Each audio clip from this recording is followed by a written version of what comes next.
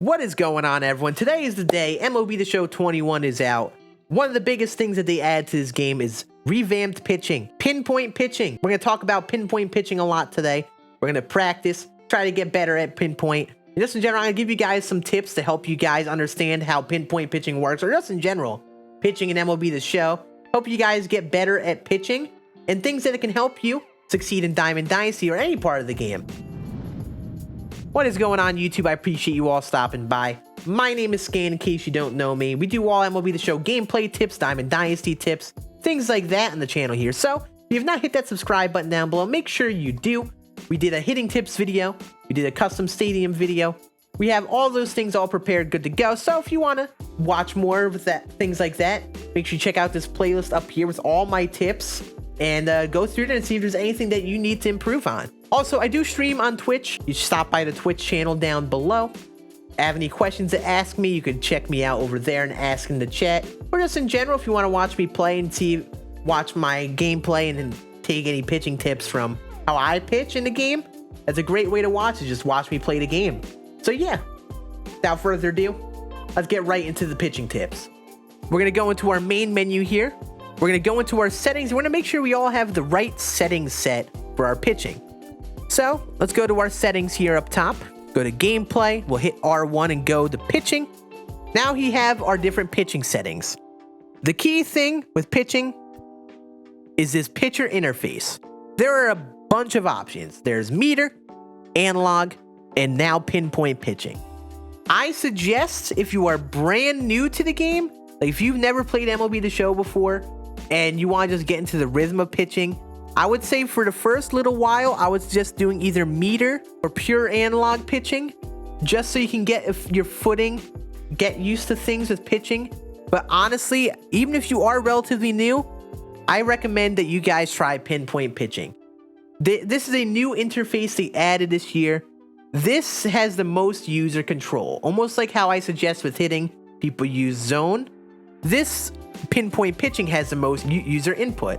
So if you have a perfect input, if you do everything right with this pitching motion, then you're going to have the most success. You're going to hit the spots the most. One thing with analog pitching and meter pitching is that there's more randomness. So you could get a perfect release per se with analog or meter, and that ball has a better chance of going a completely different spot than with pinpoint pitching. And even though pinpoint's a little bit more difficult and the motion's going to be a little bit more difficult to learn, this is probably the best way to go about it. And I suggest that you guys practice pinpoint and focus on getting better at that, instead of sticking with something like meter or analog and just coping with that. I suggest you do pinpoint and practicing that. That's what this video is going to be about, pinpoint pitching. And we'll go through all that. Make sure you have feedback on pitching view. This is all preference. I like to pitch from the pitcher view, but again, this is up to everyone. Some people like to pitch from behind the plate, see what the hitter's perspective is. I like pitching from the outfield perspective, so I like pitcher camera. Again, pitching ball marker is a preference thing.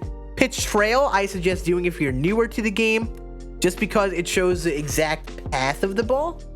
So you could see the exact trail the ball would go where you throw it.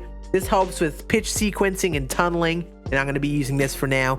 Also, classic is fine to use as well. This just shows the general movement of the ball, so if you have a tough time distinguishing how a ball moves based on the pitch path, you could set classic and it shows arrows that show the direction the ball moves. That's good to use as well if you're newer. I suggest using the pitch trail on though.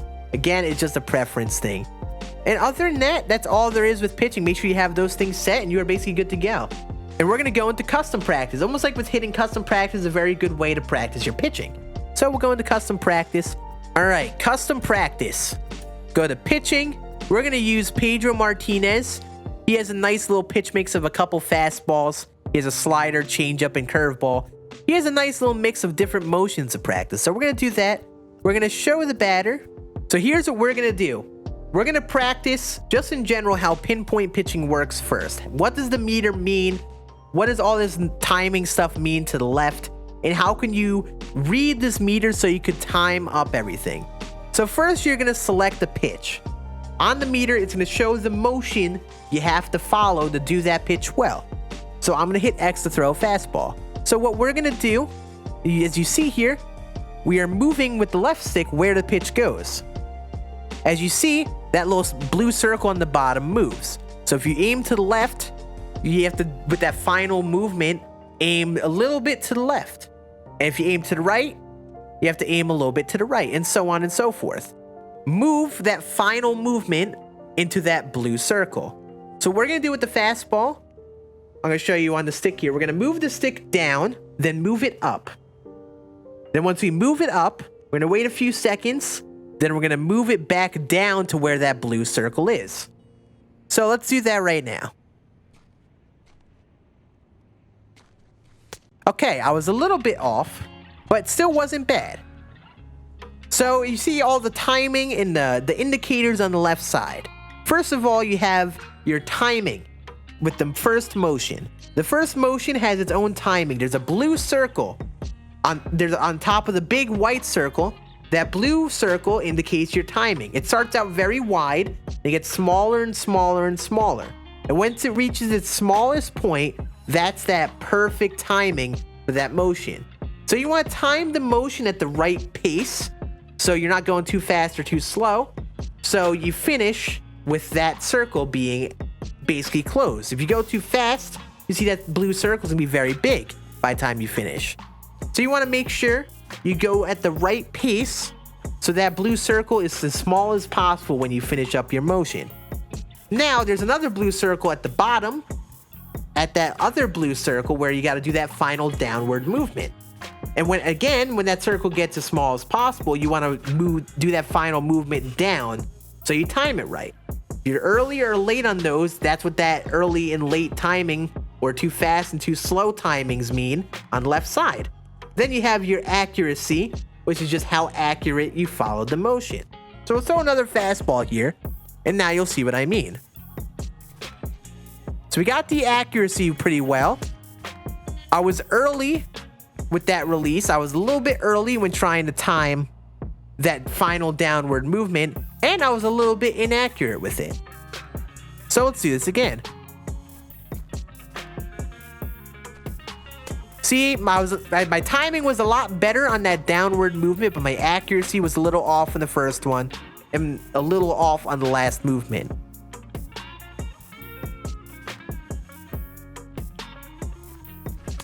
See, there we go. That was a little better as well. So just in general, that's how the meter works. That is how you read the meter. We'll do another pitch here. See, we have a different motion here, but same thing. We're going to wrap around and then come back down. So honestly, you could spend a lot of time just practicing here with different pitches and making sure you have that timing and that accuracy going. So to practice with Pinpoint, we're just going to spend some time in here and just practice getting those timings down. Make sure we get the motions down well, and we'll see how much better we get. See, that's a good pitch right there. We did a very good job with the motion and all that. See, perfect, let's go.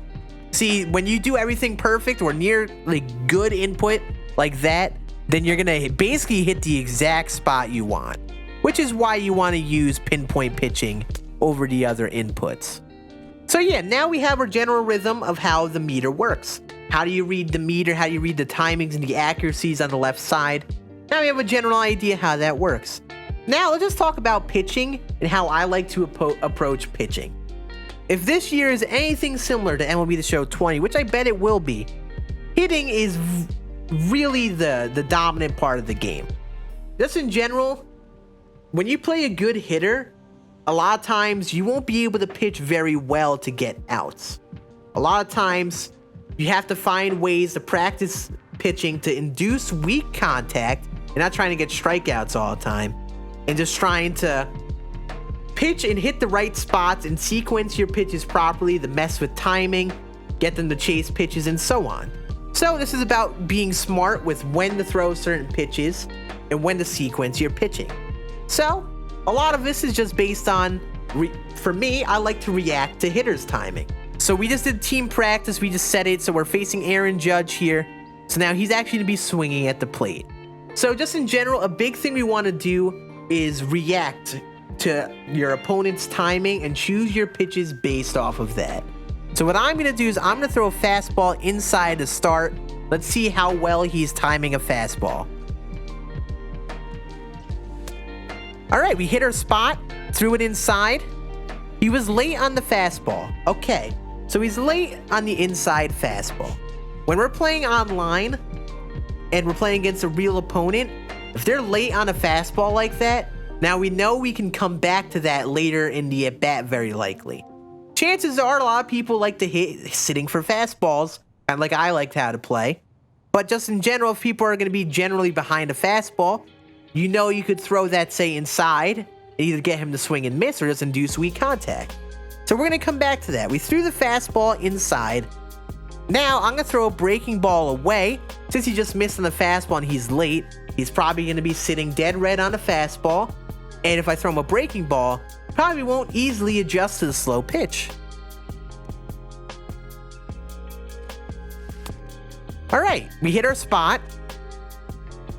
He timed it pretty well, but he missed it. He was not ready for a slider. Obviously, it's a CPU, and this isn't the exact same as an online player. But this is, we're going to treat this like that. And treat him like it's an online player. Now he's timed up a slider pretty well away. Now that we went to a breaking ball away, we're going to go back inside and throw another fastball, and hopefully he's not ready for it like he was the first pitch. Since he just saw a breaking ball, he has to read the fastball again and adjust. Okay, we missed our spot. That's fine.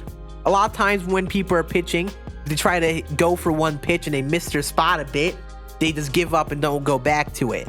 But me, I'm someone that I like to base my next pitch off the previous pitch. We just do a fastball up and in. He might be thinking, oh, he's going to try to throw a fastball inside to get me weak on the ball. He wants me to be late on an inside fastball, either miss it or just break a bat. So now, since he's probably going to be sitting dead red fastball on the inside, I'm going to throw a changeup. We're going to throw a changeup down and in so it looks like a fastball, but it's going to be a changeup, and hopefully he's early on it and rolls it over. Oh, completely missed my spot there. Okay, so we missed our spot there. Now I'm going to throw a sinker down and in. So it's like a fastball, moves downward. It's be a little slower than the other fastball, but now we're actually going to try to throw this pitch down and in like we wanted to the previous pitch. There it is. Good pitch. And that would be a strikeout if he had the count all set. Just in general, if you kind of got a gist of how I approached the batter there, I tried to get a read on my opponent's timing at the plate, try to see if they were early or late on a certain pitch, and then base my next pitch off the previous pitch. That's pitch sequencing. That's kind of the general core of how sequencing pitches works. And there's a lot of different strategies that people follow. There's a lot of different things to do to mix up your pitches. My number one thing I suggest people trying to learn is tunneling. And we kind of did it in that at bat. I'm going to kind of show you guys right here how tunneling works. I mean, this is how major league players pitch in real life baseball. You have all your pitches. They all have their own different movements, but the concept of tunneling is making one pitch look like another pitch to start. And then obviously the break of that pitch obviously changes and it makes that pitch actually move differently. So in Diamond Dynasty, for example, you have a lot of pitchers with sinkers, cutters, and four-seam fastballs. All three of those pitches look like fastballs out of the hand, but a sinker moves down and a cutter moves to the left or right, and a fastball is just straight. So you mix all three of those pitches up, you could really deceive a hitter into thinking one pitch is actually another pitch. So I'm going to show you guys a little example of it here with Pedro Martinez. So with Pedro here, he has a fastball and a sinker. Those two pitches have very similar styles of movement, so we're going to try to tunnel those. I'll throw a fastball right down the middle just for the sake of it. Hope we hit the spot. Okay, so we threw a fastball inside there. Now what we're going to do is we're going to throw a sinker, and we're going to aim a little bit down and a little bit to the right because it moves a little down and to the right. And this sinker, when you throw it, should look like a fastball out of the hand. For the first couple seconds, it looks like a fastball, but since it's a sinker, it actually breaks. So we're going to do this. Okay, I missed my spot a little bit, but you kind of see it. It looks like a fastball, and it looks like the exact same pitch as the previous pitch for a second, and it actually breaks inside. And just in general, this is really where you can get creative with pitching.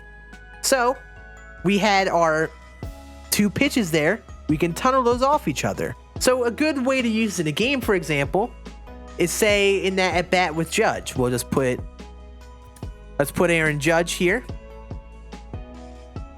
You throw a fastball inside, like I'm gonna right now. Dot it on the corner. Say that's a strike. Now he knows that you threw that fastball inside. He just saw that pitch. What you can do is throw a sinker a little bit down and to the right, so it looks like a fastball out of the hand. Okay, see, we hit that spot there. So we hit that spot just inside. That looked a lot like that fastball that we just threw. That 4-seam fastball we started the at-bat with. We threw in nearly the exact same spot, but that was a sinker. So obviously this is a CPU and the CPU works differently, but we tunneled those pitches well. If you're playing an online player, they're going to think that's a 4-seam fastball. They're going to move their PCI to where the fastball would be. But since it's a sinker, they're going to hit it on the bottom part of the PCI. It's a great way of getting weak contact. And that's just one example of tunneling. You could get really creative with this kind of stuff with certain kind of pitches. I'll show you another example here. I'll throw a fastball down and away right now. Okay, missed our spot, but fine. We threw it down and away. Now I'm gonna throw a slider, so it looks like it's in that down and away part to start the pitch. But since the slider, it's gonna break to the left a little bit down. And for the first second or so, we want it to look like a 4-seam, so we can get them to bite at that pitch out of the zone. See, we missed that's the spot we want. We didn't get him to swing, but you see, it looks like a fastball to start just because we threw that fastball there before. But this time, it was a slider. Looks like a fastball for a half second, but it breaks out of zone. And this is a really good skill to practice the thing. I can go into more detail on different pitching sequences you could practice and tunnel together. But that's the general gist of tunneling, and I suggest you all kind of grasp that concept. If you know the guy Pitching Ninja on Twitter who posts all the MLB gifs of pitchers, this is what a lot of it is. He shows a lot of tunneling. Shows how pitchers deceive hitters to make one pitch look like the other based on another pitch. And this is a really good skill to practice in MLB The Show. Practice tunneling. If you're playing good hitters or solid hitters, this is the best way to get outs, is to get them to think one pitch is another based on the previous pitch. And you'll face good hitters who don't swing out of zone, who time up every pitch that you throw. And you got to find a way to mix up these sequences so you can mess with their timing and mess with their PCI location. So that is generally how I like to pitch. There's a lot more in depth to it, but to people who are newer to the game, trying to practice, I suggest you learn those things. Get used to pinpoint, get used to the motions and real understanding what the meter means, and just practice tunneling. Practice how sequencing pitches works. Don't throw the same pitches 3 times the same at bat in a row where a hitter's going to time. You got to mix up your pitches properly so you mess with their timing, PCI placement, and everything like that.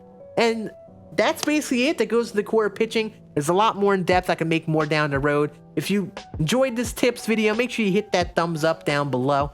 And yeah, I'll be doing all tips related to pitching, hitting, everything gameplay-wise throughout the year, along with things like Diamond Dynasty. So make sure you sub, check out all the other videos we have.